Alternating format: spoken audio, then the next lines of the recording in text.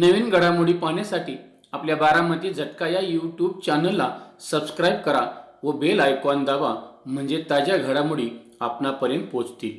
माळशिरस तालुक्यातील मार्कडवाडी येथील ग्रामस्थांनी तहसीलदार यांच्याकडे चाचणी मतदान आणि एक्झिट पोल घेण्यासाठी शासकीय यंत्रणा उपलब्ध करून द्यावी अशी मागणी केली होती. या बाबतीत माळशिरस विधानसभा मतदारसंघ 254च्या निवडणूक निर्णय अधिकारी विजया पांगारकर यांनी काही गोष्टींचा सविस्तर खुलासा केला आहे. तर आपण प्रत्यक्षच पाहूयात त्या काय म्हणतायत. नमस्कार, मी विजया पांगारकर, 254 माळशिरस अनुसूचित जाती विधानसभा मतदारसंघाचे निवडणूक निर्णय अधिकारी. गेल्या दिवसभरात मार्कडवाडी या माळशिरसमधल्या एका गावामध्ये मतमोजणीच्या अनुषंगाने काही बातम्या प्रसारित होत आहेत. त्या दृष्टीनं मी आज खुलासा करत आहे. मार्कडवाडी ग्रामस्थांनी परवा तहसीलदार यांच्याकडे चाचणी मतदान आणि एक्झिट पोल घेण्यासाठी शासकीय यंत्रणा उपलब्ध करून द्यावी अशा तऱ्हेची लेखी मागणी केली होती. वस्तुतः मतमोजणीची प्रक्रिया दिनांक 23 नोव्हेंबर रोजी पार पडली. त्यानंतर विहित पद्धतीनं निकालाची घोषणा करण्यात आलेली आहे आणि एकंदरीत निवडणुकीची प्रक्रिया समाप्त झालेली आहे. त्यानंतर चाचणी मतदानाची आणि एक्झिट पोलची मागण्यासाठी शासकीय यंत्रणेची मागणी करणं हे अत्यंत गैरलागू आहे. याशिवाय अशा प्रकारची चाचणी मतदानाची कोणतीही तरतूद कायद्यामध्ये नाही आहे. चाचणी मतदान हे मतदानाच्या प्रक्रियेदरम्यान काही शंका उद्भवल्यास घेण्याची वेगळी तरतूद आहे. परंतु अशा प्रकारची ग्रामस्थांकडनं मागणी आली, त्यामुळे त्याला कुठलाही कायदेशीर बेस नसल्याने आणि सर्वात महत्त्वाचं म्हणजे मतदान आणि मतमोजणीची प्रक्रिया ही विहित पद्धतीनं माननीय निवडणूक आयोगाच्या सर्व निर्देशांचं पालन करून पूर्ण करण्यात आलेली आहे. मार्कडवाडी या गावामध्ये एकूण 3 केंद्र आहेत. या 3ही केंद्रांमध्ये प्रत्यक्ष झालेलं मतदान आणि मतमोजणीत मोजण्यात आलेली मतं यात अजिबातही तफावत आढळून आलेली नाही. याशिवाय या मतदानाच्या दिवशी तिथे एकूण 3 केंद्र आहेत. त्या 3ही केंद्रांवरती पोलिंग एजंट्स उपस्थित होते. त्यांच्याकडून कुठलीही तक्रार उपस्थित झालेली नाही. मतमोजणीच्या दिवशीसुद्धा मतमोजणी एजंट्स उपस्थित होते. त्यांच्याकडनं सुद्धा या केंद्रांची मतमोजणी चालू असताना किंवा झाल्यानंतरसुद्धा कुठलीही तक्रार उपस्थित झालेली नव्हती.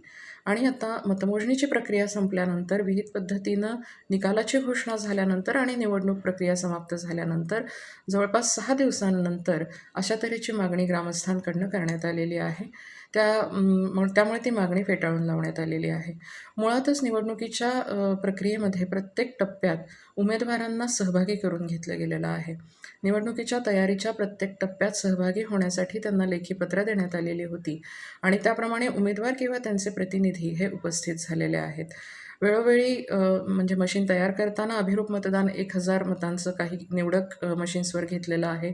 त्याच्यात ते तफावत आढळून आलेली नाही.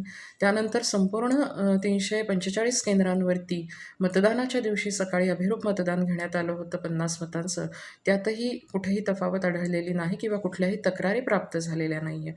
खुद्द मार्कडवाडीच्या बाबतीत सुद्धा मतदानाच्या दिवशी असू देत किंवा मतमोजणीच्या दिवशी असू देत, कोणत्याही प्रकारची तक्रार अथवा फेरमतमोजणीची मागणी करण्यात आली नव्हती.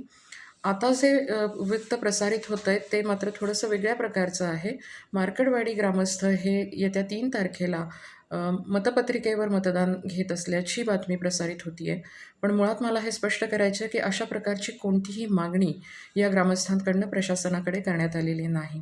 दुसरी गोष्ट, मतमोजणीची प्रक्रिया झाल्यानंतर विहित पद्धतीनं निकालाची घोषणा झालेली आहे आणि एकूणच निवडणुकीची प्रक्रिया समाप्त झालेली आहे.